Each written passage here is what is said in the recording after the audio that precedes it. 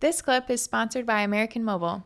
If you're a nurse interested in traveling, visit AmericanMobile.com to get started. I'd like to give listeners and maybe some leaders on their unit or unit managers, whoever's listening, some tips on how to help create a culture of resilience at work.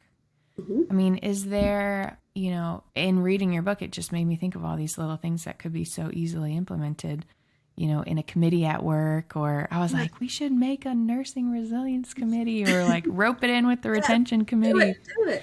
So how can we promote resiliency within our work environments aside from just, building our own resilience? Yeah, I think like you said, building a resilience committee, or even just saying like, hey, me and my friend Susan over here want to, bring some resources to the team. And, just start with small with, hey, can we have this bulletin board and put some resources about self-care or awareness or tips? Get a group together and say like, okay, once a month we're going to go do dinner or go do a spa day, nails, or whatever it is you want to do. Like, just start to set the example and set the environment for other people to come along. Because a lot of times it's that getting started, that's that initial, momentum that people have a hard time taking on themselves. And so if you say like, here's the space for this, then other people can kind of build in. One thing that one of our nurses, actually this is in the book, she built a little active optimism box and put it in the break room. So there was just little journals that people could decorate or do whatever they want with. And then the idea was, when you sit down in the break room, get out your little active optimism journal and just write down 3 things you're thankful for, or 3 good things you've seen so far that day.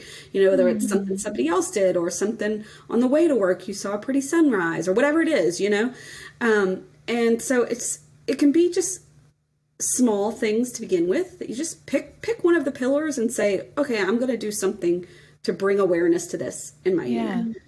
So that journal it like sat in the break room all the time, and people could like flip through and read the different points of optimism and stuff. That's really nice. Yeah.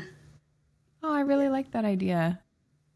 Also, I think the S bar, for nurses, if you get really good at it or something, you can just have like a little powwow about like, what's going on. Just that connection, trying to build and for connection. leaders, the S bar is a great way, like in huddle, to say, okay, here's the situation. We have, we're extra short staffed today, but here's, what we're going to do in the short term to address it, and here's what we're doing long term to deal with it.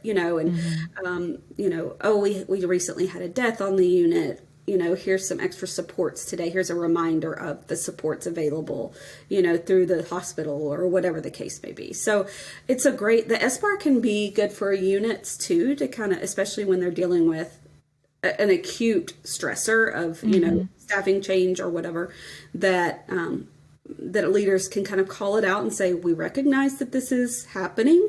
Here's what we're doing to address it. Here's what you guys can do to help.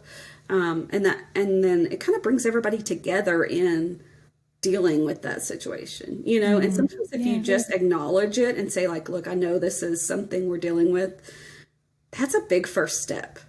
Yeah. In helping other people feel like, okay, I can talk about this too, or I'm not alone. Yeah, absolutely. Yeah. It's hard to, especially for, new nurses too, that are like trying to navigate like what things we talk about and what we don't, and just setting that example of acknowledging and addressing things that arise. I have a orientee right now, and we did postmortem care for the first time. I think it may have been her first or maybe second time doing postmortem care, and I was just like kind of going through the motions, and then I had to like stop and acknowledge like, okay, how are you feeling? Right. In all of this, because this is something that, we should talk about. Check in. Yeah. Right. Check in about how you're feeling.